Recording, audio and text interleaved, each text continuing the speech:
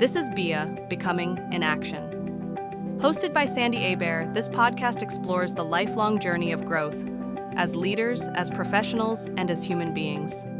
Through honest conversations and lived experience, and to keep becoming with courage and intention. Here's your host, Sandy Abair. Welcome to the podcast. Today's guest is someone who truly embodies becoming in action.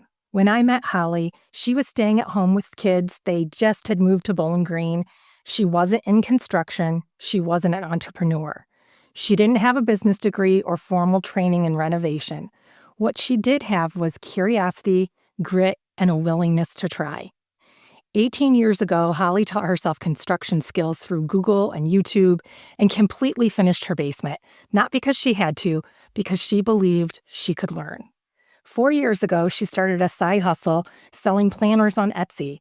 What began as a small creative outlet has grown into a thriving business, and today she's one of the leading sellers in the space. What inspires me as much as her business success is her commitment to movement. Literally, Holly is a runner. She's completed multiple marathons and half marathons, and watching her show up consistently for long distances helped me believe that I could do the same. Holly didn't wait until she felt ready. She became ready by taking action. Her story reminds us that becoming isn't about credentials, it's about courage. It's about starting before you feel confident, learning as you go, and trusting that every step forward matters. So wherever you are right now, I invite you to take a breath, settle in, and listen with curiosity. I hope Holly's story helps you reflect on your own becoming and reminds you that you're allowed to evolve. Welcome to the podcast, Holly. Well, thank you, Sandy. The first time I met you, I was 7 months pregnant and with Luke, and you and Melissa came over for lunch on a Friday at Christmas time. And although I had never met you before, you and Melissa had gone in and bought me baby clothes. And I was supposed to be welcoming you to the neighborhood, but you were so gracious and welcoming to me.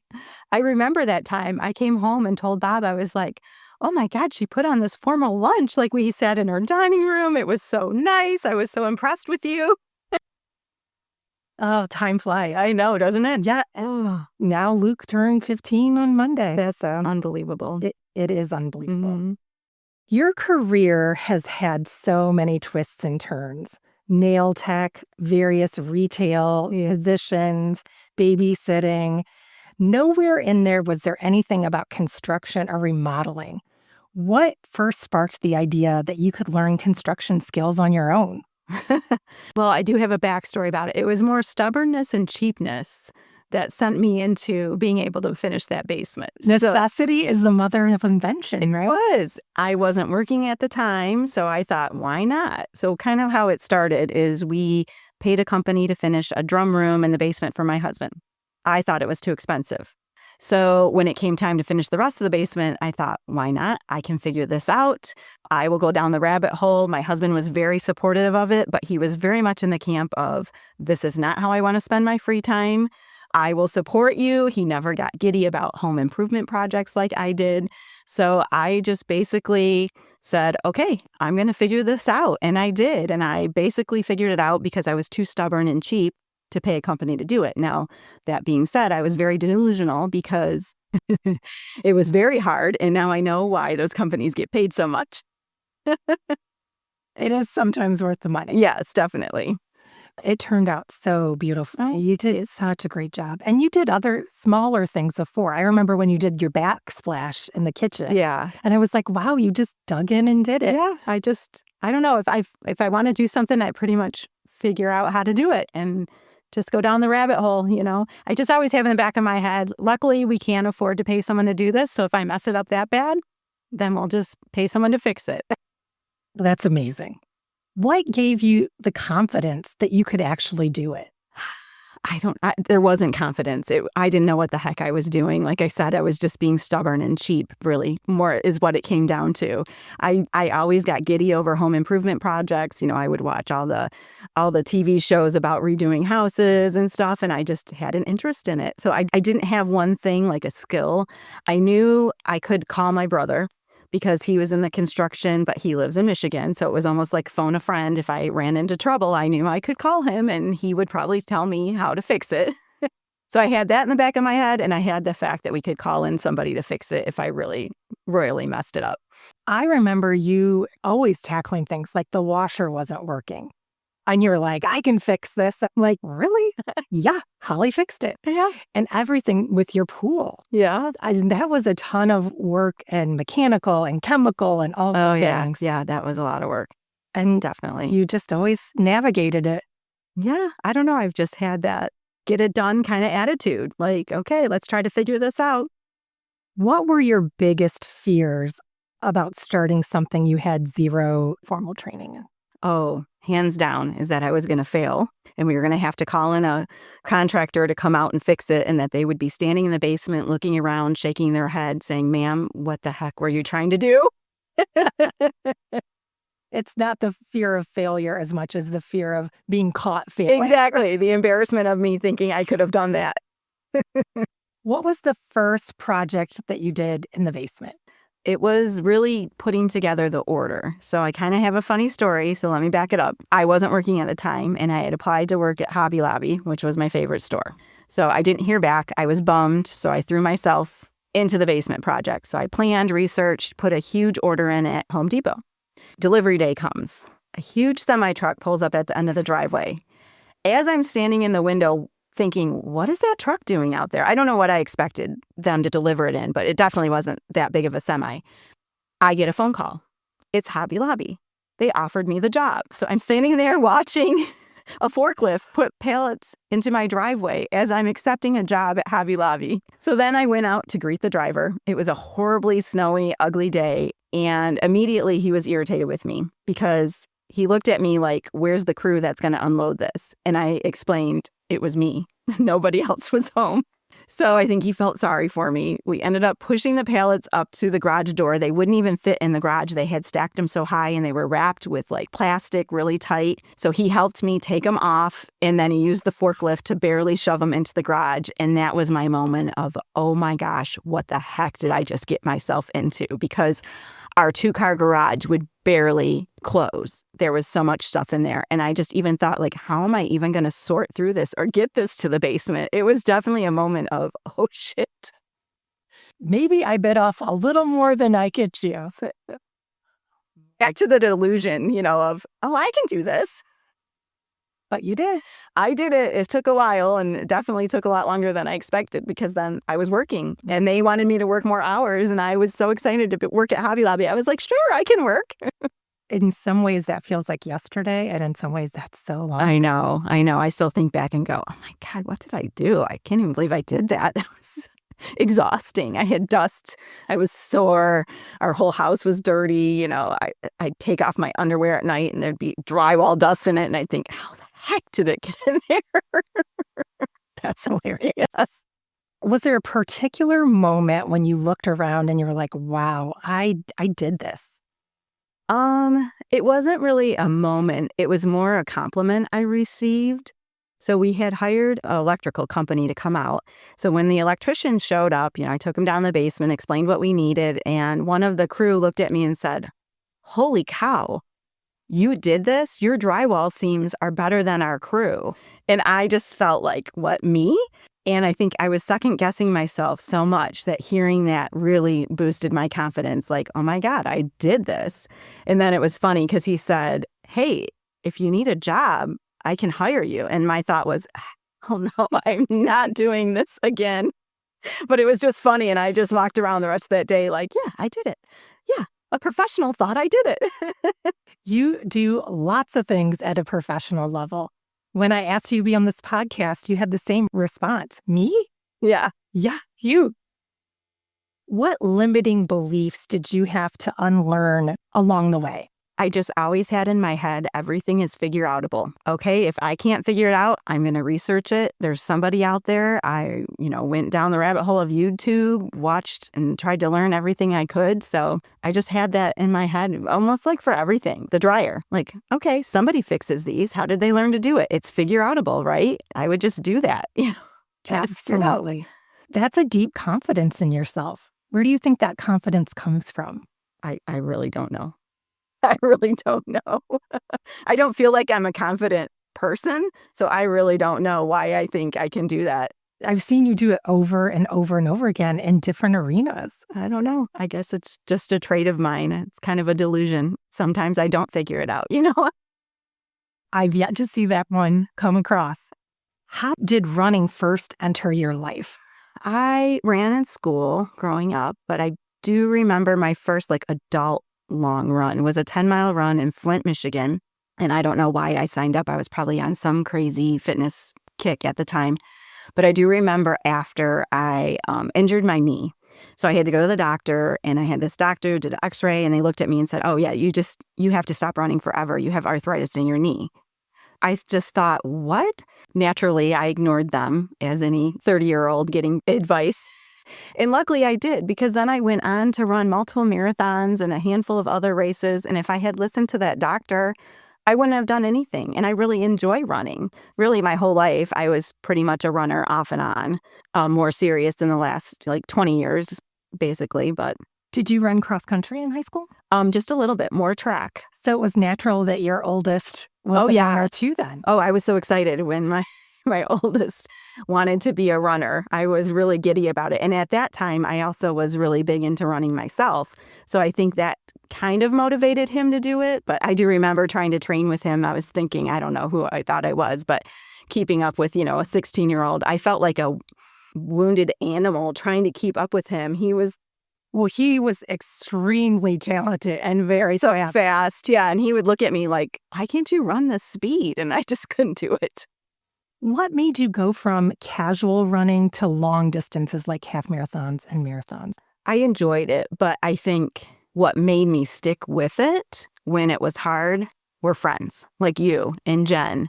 That old misery loves company kind of saying. If you can do it with somebody, I was always held accountable. I didn't want to let people down. So if I made a commitment to run with somebody, I usually kept it, even if I didn't feel like it. So, and even to this day, if I'm training for something or walking across the street to do water aerobics with the condo crew, the Foxy Buzzards, I go because I told them I was going to show up. And I think it's community. You kind of hold each other accountable. Remember our Pemberville run? Yes. Yes, I had a really ugly moment and I turned and barked at Sandy, get up here, we paid for this. And I think that was my cheapness talking because of course I didn't want to waste the registration fee on a bad time. But again, community and running, and sometimes you have to hear what you don't want to hear, but it holds you accountable. So Holly's good at dishing out tough love. She looked at me, I think in that run too, and said, you're going to let this guy pass you? Come on. That was not a pretty moment for me. Oh, I thought it was fantastic. You're a great coach. You and Jen are tremendous running partners together. It's been really fun to see. I remember the first time I ran with you guys, we all lived in the same neighborhood. And my husband said, I've seen them run by. You're not fast enough to run with them. She was very scared for me. They say if you want to go fast, go alone. And if you want to go far, you've got to go with people. Oh, yeah. And you and Jen, how many years have you been running together? Oh, my gosh. You know what's so funny is I remember you saying oh, I want to run too. And Jen was kind of the same thing. We had moved in, 14 years ago? And our sons started hanging out together. And she came down and we kind of were standing there talking in the front yard. And she goes, well, I saw you run by. How do you do that? And I just looked at her like, what? And from then on, we just kind of tried to run together. And then, before I knew it, she was running further than I was. But over the years, we've done trainings together and we have just stuck with it. And lots of seasons. There are injuries. Oh, yeah. And you guys have really stuck together. It's been very inspiring. Yeah. She is a good running buddy. That's for sure. What has running taught you about patience and consistency? That's a good one. That you have to put in the hard work. You need to be patient with yourself. You need to be consistent. You can't go out and have one good run and think, okay, now I can run a marathon. It's the hard work, showing up, for 100 runs, being consistent and being patient and knowing if you get injured, okay, you're going to recover and I can come out of this. And then you just start all over again and you just have to be consistent if you want to get further. When you did your first time you did the Dave's running program, Yeah. you were in the slow boiler? Oh, yeah. Yeah, I do have a funny story. Yeah, that definitely was determination. So I paid for this running program. I show up and I'm slow enough that I'm put into a team that has the name the Slow Cookers. Slow cooker. We even had these hilarious T-shirts that had a crock pot on the front running. And same thing, consistency. Like I was super slow, but I showed up for every training and slowly got faster and faster. So I put in the reps and was able to finish at a much faster time than I ever thought I could. You progressed, and as you moved up, didn't someone approach you and say, "How did you start running so fast?" Yeah, yeah. And I remember being in a faster group with Jen, and we chat when we run. Like we just talk. We don't get out of breath. We just talk. And one of the trainers came up after and was clearly annoyed with us because we were talking too much. And he was like, if you're talking that much, you're not running fast enough. I do remember that as well because I could not talk the way they did. I listened, I nodded, and had very short answers. How does running mirror entrepreneurship for you? Oh, I guess they can be hard, slow, lonely, and you have to put in the reps. Same kind of thing. Like you can't do anything without putting in the miles, and you can't running a business on your own. You need to be there. You need to show up every day, whether it's boring or not. I think it's the same, kind of like a long run. Like, just suck it up and do it. The tolerance for boredom is an underrated skill set for sure. Oh, yeah. You inspired me to run longer distances. How does that make you feel knowing that you encourage others? Well, it's kind of weird. Like I never set out as a motivator, but I guess if my stubborn sweatiness encourages somebody else the belief that she can do it, then so can I, then I'll take it. That's kind of nice. Well, nobody is sweatier than me, so let's just keep that in mind. I can get there. What would you tell someone who thinks they aren't a runner? I don't know that anyone starts out as a runner. It's more of a mental game. You just have to tell yourself you can do this. Slowly showing up, just like I did for that running group. I was put into the slowest one, but I showed up and then I got faster and faster. And it's the same thing. Like if you want something and you just have to do the reps to continue to get there where you want to be at the end. So whether you're going to run a 3-mile or a marathon, just doing the hard work. So true. Yeah. Where did the idea for selling planners come from? Oh, that's a good story. So it started because of COVID. I was working at Hobby Lobby at the time, had shut down. So after the first week or so of enjoying it, then everything kind of run together. You didn't know what day of the week it was. And I was kind of feeling like, oh, when did I clean last? Oh, maybe I should make myself a cute little chore chart. Because, I was always that mom that had the binder with the chore charts. So I kind of went online and started poking around and saw that people, you could make your own chore chart. Then you could make a reusable one for your iPad. And then I stumbled upon people selling them on Etsy. And I thought, wait a minute, people are making money from making chore charts? That's the light bulb moment went off. And I thought, okay, I can do this. So I went down a deep rabbit hole of consuming anything I could learn about it, YouTube videos. I did a training course. And then next thing I knew, I was making digital planners, inserts, digital stickers, printables, all of it, and selling it. And ironically, I never made myself that chore chart. I just went down the rabbit hole and then I just thought, okay, well, I can try this. What do I have to lose? I'm just sitting at home doing nothing right now, bored out of my mind. So it's kind of how it started, out of boredom, COVID. The cobbler's kids have no shoes? Yes. Electronic planner. Yeah. The organizer person doesn't have a chore chart. What did your first Etsy launch look like? Ooh, it was a hot mess. So starting it, I'm not tech savvy. I can still say that. It was messy. There was a lot of meltdowns of actual tears of, oh my gosh, why can't I figure this out? Luckily, I have a very supportive family that turned into my IT department. Same. I have the same thing. Yeah, I know you do. Gerard is awesome. So really, if I got stuck, they would usually fix it, bail me out. I think at one point, my desk was in the living room at the time. And I really think that they would walk through to get to the kitchen and try not to make eye contact for fear that I would stop them with another question. So I really couldn't have done it without their support. They were awesome. And I'm so glad they helped me.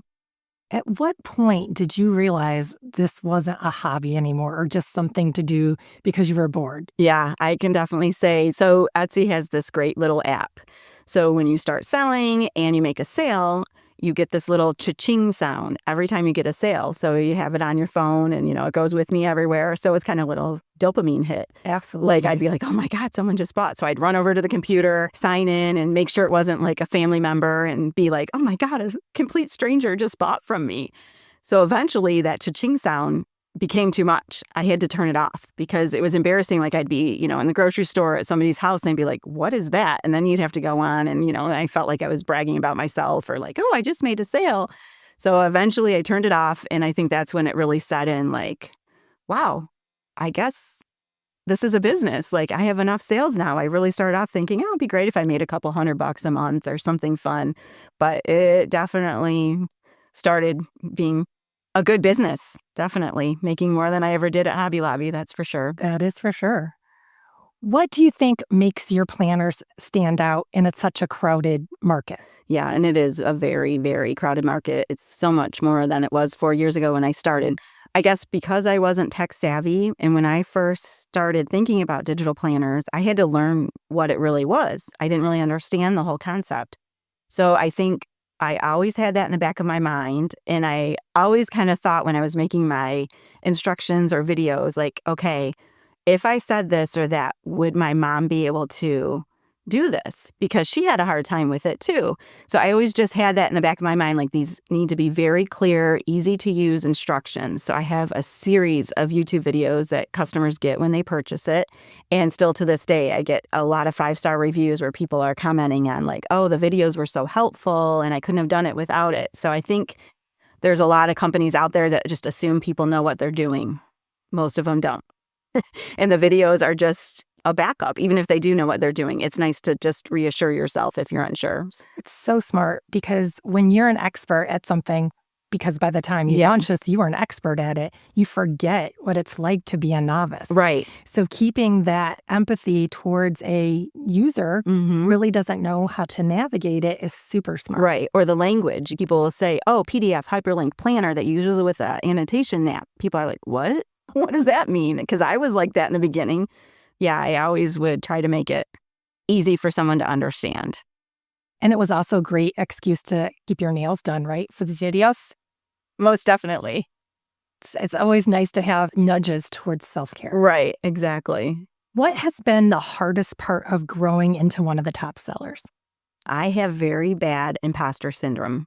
So even from the beginning, every time I would hear that cha-ching, I was a little like, who the heck was this? And then every now and then you'd get a chart from Etsy saying how many different countries your planner sold. And I would always be like, oh my gosh, who are these crazy people spending money on this? I didn't feel like an expert creating it. So I felt like, should they be buying it for me?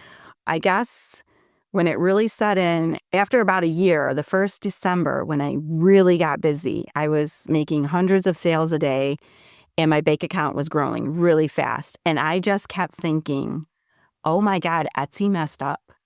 They're going to email me any minute and be like, we need all that money back. That wasn't meant for you. And I just kept thinking that. I mean, I would go look at my bank account every day like, oh my God, they just put more in. I can't believe this. So that was definitely like mental for me to accept, like I kind of have made it. I still to this day can't believe it. How did this happen? It happened one step at a time. It did, most definitely. It's so inspiring. Thanks. How has success forced you to evolve personally? I guess it gave me, more confidence for sure. I'm a big overthinker. It has helped me to reel that in a little bit, not to overthink everything. Like if somebody said something or should I have done something differently? Definitely made me feel like, okay, I had the confidence to do this. Stop overthinking everything. So I would say that. That surprises me. I did not know you were an overthinker. Oh, yes. You're so action-oriented. I just would never have guessed that. Okay. No, I am. I overthink things. What new skills did you have to learn once you started scaling? To accept that kind of made it and then not to panic when something felt like it broke. Like I think in the beginning, if I had a customer reach out and say, oh my God, this didn't work, I would go into full on panic mode. I would go through and check everything And technology changes so fast that you really have to stay up to date with apps and Etsy. And I would panic. I would completely panic. And then I realize, after you check everything and then you realize, oh, that customer just clicked on the wrong thing. User error. Yeah. And, 3 hours later, you would get to that conclusion. So then it has taught me to worry less and panic a lot less. Well, once you've been through so many reps, many at-bats of, I can figure this out, it's not going to be the end of the world, it does help build your confidence that you can figure out the problem. Right. What do you do when self-doubt creeps in? Well, it does creep in. I'm imposter syndrome, Holly. I don't know. I just push through, tell myself to pull up my big girl pants and get through it. Everything's figureoutable. Suck it up, Buttercup. That's exactly it. Suck it up, Buttercup. You're going to do this. What failures or mistakes taught you the most? I don't remember any, one particular failure. It was more a series of small collective mistakes, probably. More like, okay, mistakes happen. It's not the end of the world. And it's feedback. It teaches you to slow down. It teaches you to, maybe write instructions differently. I think mistakes are feedback more than anything when you're in business. It just tells you, okay, that customer didn't get that and what was the reason behind it. And then you have to go down that rabbit hole of why didn't this work for somebody? I think that's so great. Used to tell new employees that all the time. You're going to make mistakes because you're human. Oh, yeah. The only way to not make mistakes is to not do anything. Exactly. And when you make a mistake, all you can do is figure out what went wrong, try not to let it happen again, and always tell on yourself first. That's my other rule. Oh, yeah, definitely. You definitely learn from that. I remember hearing on somebody's podcast, an Etsy podcast back in the day, because the first time I got a bad review, I was just heartbroken. And I remember hearing this podcaster say, listen, if you get a bad review, that's a good thing because that means you're doing business. If you're not getting any reviews, you're not doing enough business. So there's always going to be a bad review every now and then. You can't make everybody happy. And really, if you're not getting bad reviews, you haven't made it. That's wise advice. Yeah. So I always remember that. How do you keep moving when things feel overwhelming? That's a good one. Just tell myself, okay, you got through other hard stuff. We can get through this. And I just kind of figure it out and tell myself there isn't a choice, that we're going to get this done today and go head first into it. I probably swear a little, I kind of have a pity party for a minute and then I get on with it.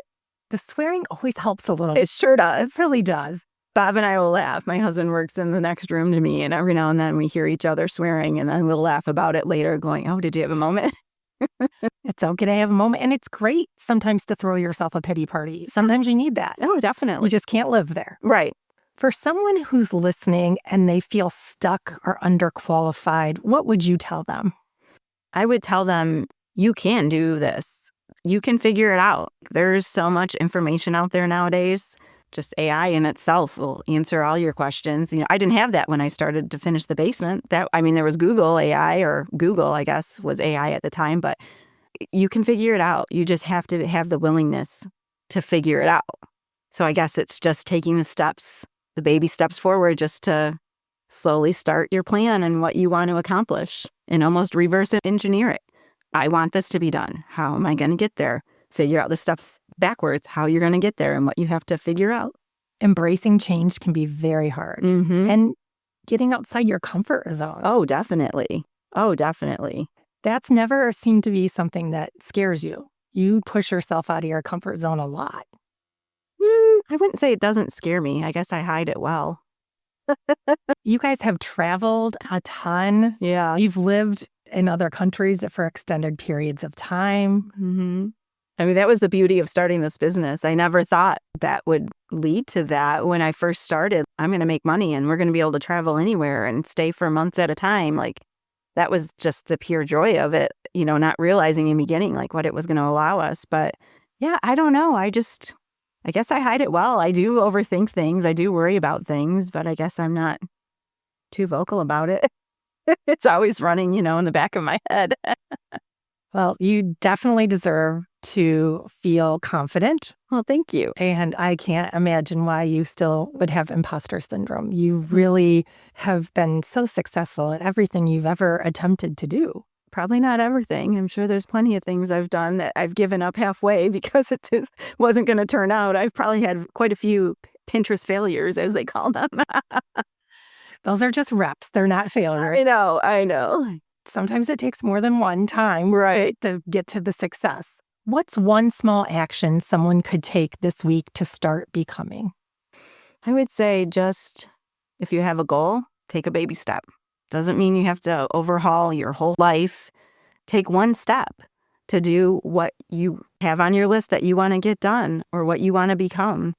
I think it's just putting in the rep again with the whole running. When you get to that hard mile, you just push through. It's kind of the same thing. You just tell yourself you're going to do it and put it on the calendar and do it.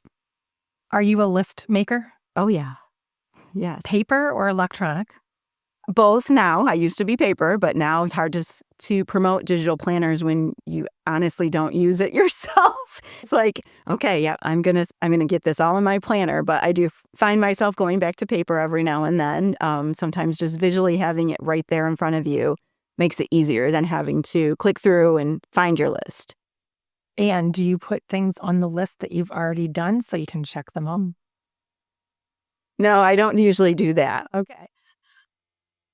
I do. I'm going to admit it right here. Sometimes I do that. How do you know when it's time to bet on yourself? Oh, geez, that's a hard one. I don't. I never have thought of that. Like, I guess just when you look back at your accomplishments, depending on what you're betting, like whether you can actually get through something, looking back at your accomplishments and seeing like, okay, I pushed through this hard thing. I can bet on myself that I'm going to be able to do this too. Like helping Brett with the construction on his house. It's like, okay, I did the other construction, so now it's easier, feel more confident. It's an honor that he even wants my input or my help. He's very much my son with his DIY motivation. He wants to do all the hard things. He wildly overestimates what I'm capable of. When he was house hunting, he actually found a house that needed a completely new roof. And he looked at me and said, "Oh, we can do this." And I thought, what? I looked at him and thought, is there an imaginary roofing crew that somewhere that I don't know? I said, thank you, but I can't climb up and down ladders with bundles of shingles on my back. It was an honor that he thought I could still do that. Absolutely. It's an honor. Yeah. What a gift to have that time together, and really figuring out problems together bonds you really well. Yeah. Yeah. It's great. It's an honor. It's a joy to go over there as much as I'm tired and dusty and like thinking, oh, what did I get myself into? I'm so grateful that he wants me there helping him. Well, the new construction that you did on the basement is one thing, but the renovation that you did at the house on the river was a whole nother thing. Yeah. Well, we did have a little bit of backup with that. We hired a local contractor, but we did do a lot ourselves to try to save money. I moved walls, rebuilt them, but I wasn't about to tackle drywall. I had already done, not drywall, electric. And luckily I didn't. They found an extra fuse box in that house hidden under the wall. It was just some of the things I didn't want to do again after finishing the basement, like the drywall. I was like, oh, there's no way I'm doing this again. That was awful. That's okay to say, I've checked that off my list. I done it. I don't need that experience again. Yeah, I have a list like that. I remember painting stripes in the kids' room when they were little. I thought, oh, it's going to look so good. And I taped it all off and painted these stripes. It didn't turn out great. I had to go back and fix it. And like, in my head, I'm thinking, oh my gosh, I am never painting stripes again. Now you know. Now I know. Check it off the list. Rapid fire round. One word to describe your journey. Unexpected. A skill you never expected to have. Oh, tech support. Your favorite planner feature. Hyperlinks. A YouTube rabbit hole you're thankful for. The digital planner business. Something you're currently becoming. Fat and old. That is not true on either count. You are aging like we all are, but you are still very youthful. Oh, I try. I guess in business, becoming more confident. I mean, you have people reaching out to you often for mentorship and advice. I do. And I'm just like, oh my gosh, just go to YouTube. Like I'm thinking, who are these people, Well, you're good at digging in and figuring it out, and not everybody is. Yeah. So it probably is confusing to you why they can't figure it out. Yeah. Well, I think what doesn't help, social media, everything's like, oh, have a passive income, have a side hustle where you don't really work. So a lot of people think, digital products, oh, I'll just post it. It'll sell forever. I'll just make money all day long. Well, that's not the case. Like many, clickbait. And I fall for all those clickbaits. I still think there's an answer out there that's going to make it easier. I click them and I listen and just shake my head. I've clicked on some YouTube videos where they're telling advice and they show my shop and go, oh, look at this shop. And they did this. And, then I have my little proud moment. I've had people steal all my products and you post it as their own. I mean, there's just been a number of different things, but you just deal with it and you roll, Lots of ups and downs. Yes, definitely. If you could go back and talk to Holly, who was working retail, what would you tell her? Oh, boy. Oh, it reminds me of that Saturday Night Live skit. I'm good enough. I'm strong enough. And gosh darn it, people like me. Yes. I think I would tell her, as much as you like Hobby Lobby, there's better things to come and hold on. It's a wild ride and you're going to be so grateful. Because it was hard when you left Hobby Lobby. It was. Not what you wanted. No, the store was closing. And yeah. Oh, no, we had moved. Yeah, they closed in Bowling Green and I had moved up to Holland. But I loved the people I worked with. Right. It really was. I mean, it's funny because a lot of times people go, oh, my God, you work at Hobby Lobby. That's got to be so fun. Oh, and they think we're in the back room like little elves making crafts. That wasn't it. I mean, it was hard work, and there was days that I didn't like it. But overall, I did like it. It gave me purpose. I had great friends. I enjoyed what I did. So when COVID came and it shut down, and then I started my business, I didn't end up going back because we were closed long enough. And by then I was already kind of going down the rabbit hole. Right. So it served the purpose. I'm really glad I worked there. Like I said, I made a lot of friends. I really enjoyed it. But who knew there'd be something even better? Then I could work my own schedule, travel the world, and do what I want. Just keep evolving. I know. I'm trying. Guess we all are. Well, we all are. Well, I really appreciate you sitting down and talking to me. Thank you. You're guest number 2. So, well, thank you. Thank you for being such a good friend. I didn't even get to say, I think one of the things that helps you evolve is community. And you've been that for me. Like if I think back about friends and who gives you good advice, it's you. I definitely have had my, what would Sandy do kind of moment. So it's community. You help each other out. You tell somebody what they need to hear if they don't want to hear it. And a lot of people need that, and I've definitely needed that over the years. And I'm thankful that I got that. We're lucky. We have a really good group. And it's grown so organically. And you've met a lot of people through me. Oh, definitely. So definitely. You are the glue in our little group. You definitely are the matchmaker, setting up friends that will, bond over certain things. So you've definitely been that for me. So I'm so thankful that we met you and when we moved in and you had me over for that fancy lunch that burst. It wasn't that fancy.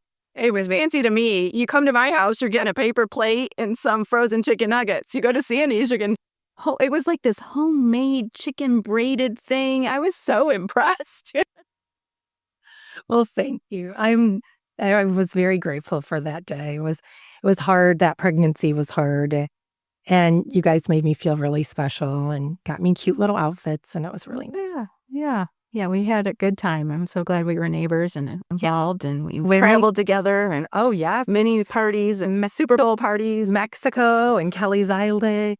And the Super Bowl party when Bob was in Malaysia and he got him on the laptop so he could watch the game. Right. Yep. Yeah, we've had a lot of really fun times over the years that I'm so grateful for. So many good memories.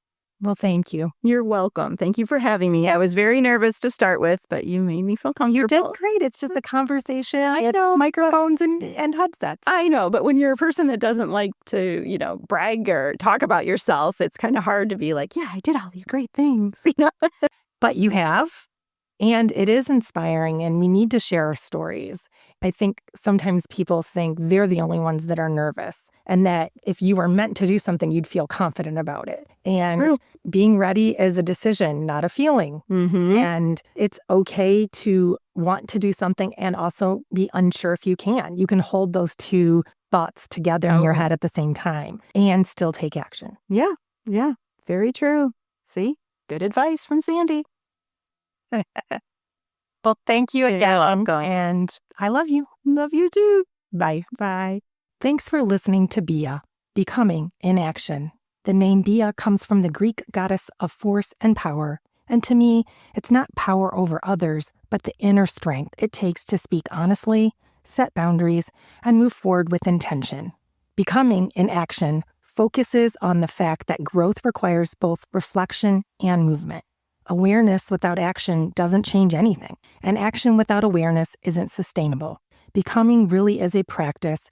If this sounds like a journey you're interested in going on with me, please hit follow in Spotify, follow Bia Personal Coaching on Instagram, or check out my website, biapersonalcoaching.com. And if you know someone who's in a season of becoming, please share with them. Thank you, and see you next time.